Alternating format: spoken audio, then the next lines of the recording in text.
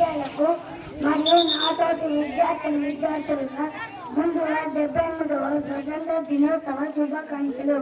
మనకు స్వతంత్రం 1947 ఆగస్టు 15న వచ్చింది. ఈ రోజు మనకి స్వేచ్ఛ లభించిన రోజు.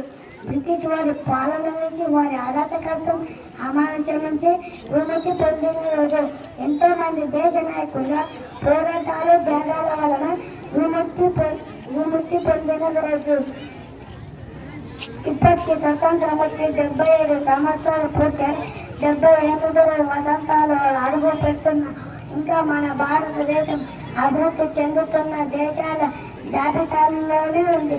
త్వరలోనే మన దేశం మొదటి స్థానంలో ఉండాలని కోరుకుందాం. విద్యార్థులుగా మన బాధ్యతలని సక్రమంగా నిర్వర్తించి రేపటి పౌరులుగా మన దేశాన్ని అన్ని రంగాలలో అగ్రస్థానంలో ఉండేలా కృషి చేద్దాం. నాకు మాట్లాడడానికి అవకాశం ఇచ్చినందుకు పెద్దలందరికీ నా కృతజ్ఞతలు. జై హింద్.